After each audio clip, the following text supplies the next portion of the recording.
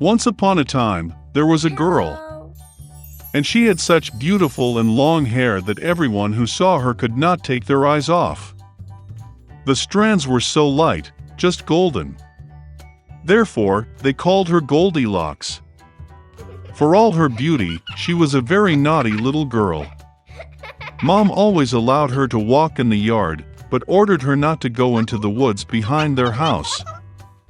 Goldilocks was very interested to know what is in that forest. And so, while Mother did not see, she somehow left the house into the forest. The girl walked for a long time in the forest. Either he finds a berry, then looks at a beautiful flower, then listens to how the birds sing. So she got lost in the forest. And suddenly she saw an unusual house in a clearing. Goldilocks approached him quietly. I walked around but did not see anyone. She knocked on the door, but no one answered. Then she knocked harder, and the door opened itself. Goldilocks entered cautiously. 3 bears lived in that house. One bear was dad big and shaggy. The other was a mother bear. It was smaller. The third was a little bear. The bears were not at home because they had gone for a walk in the woods. The girl entered the room and saw 3 bowls of porridge on the table. The first bowl, the biggest one, was the daddy bear. The second bowl, the smaller one, was the mother bear, and the third, the smallest, was the bear cub. Near each bowl lay a spoon, large, medium, and small. Goldilocks was so hungry that she first wanted to eat from a large bowl. She took the largest spoon, took the porridge, tasted it, but the porridge was too hot. Then she took a medium spoon, took the porridge, tasted it, but the porridge was too cold. Finally, she took a small spoon and tasted the porridge from the small bowl. This porridge was neither hot nor cold, just right. And Goldilocks ate all the porridge from the little bowl. After eating, the girl wanted to sit and saw 3 chairs near the stove, one large, another smaller, and the third, very small, with a little red pillow. First, she tried to climb into the largest chair, but could not. Then the girl tried to sit on the middle chair, but it was very hard and uncomfortable. Finally, she sat down on the smallest chair, and it was just right for her. Goldilocks liked the chair so much that she began to swing on it. The chair cracked, broke, and she fell to the floor. The girl got up and went to another room. There were 3 beds, large, medium, and small. First, Goldilocks climbed onto the first bed, but it was too high and hard. I lay down on the middle one, it was too spacious and soft. The girl lay down on the third, smallest bed. She was just right for her. Goldilocks felt so comfortable and cozy that she quickly fell asleep. The girl was fast asleep when the bear family returned home. The bears got very hungry and immediately went to the table. Seeing his bowl, Papa Bear got really angry. Someone was eating my porridge. He growled. The bear mother also looked into her bowl and growled less loudly. Someone was eating from my bowl too. And the bear cub, seeing his empty bowl, cried loudly. Someone didn't just eat from my bowl, he ate all my porridge. The bears smelled something was wrong, left the table, and began to look around. Daddy Bear noticed that someone moved his chair and growled in a terrible voice. Someone was sitting on my chair. The bear mother looked at her chair and complained. Someone was sitting on my chair and moved it from its place. And then, the bear looked at his broken chair and again cried loudly. Someone did not just sit on my chair, but broke it. All 3 bears went cautiously into the bedroom. Someone was lying on my bed and crumpled it. Papa Bear roared in a terrible voice. And someone was lying on my bed too and crumpled it, growled the mother bear. The teddy bear looked at his bed and cried again. Someone was lying on my bed. And then he saw the girl and squealed in a thin voice, and still sleeps in her. Dad and Mom bears came to the bed and saw that a little girl was sleeping there.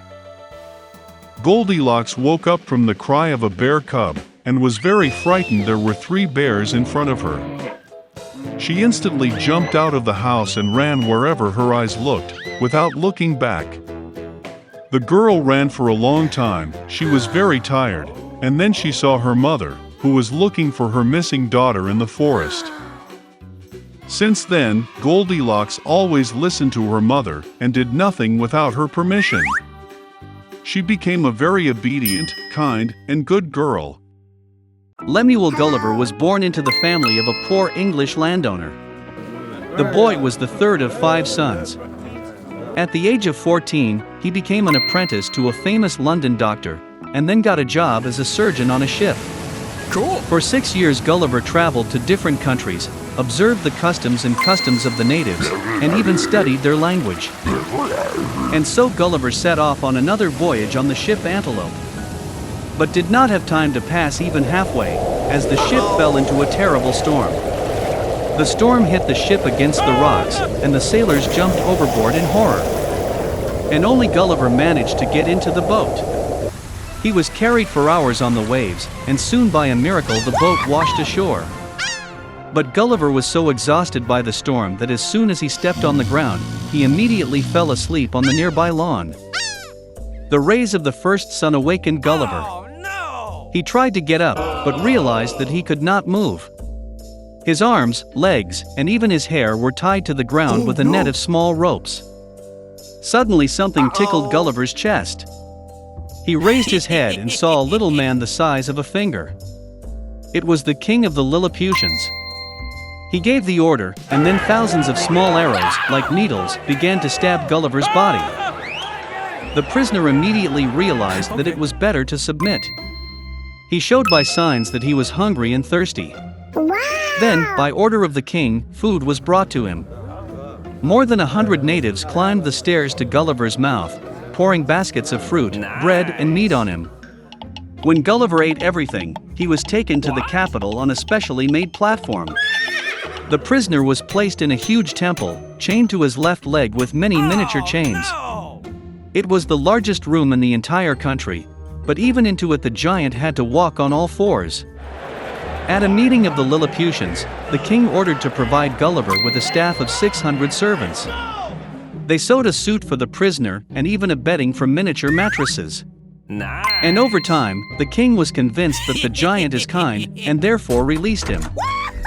Gulliver traveled a lot around the country, studied the customs and language of the Lilliputians, and even participated in their holidays and parades. Once, while communicating with the king, Gulliver learned that Lilliputia was at war with the empire of Blefuscu, located on a neighboring island.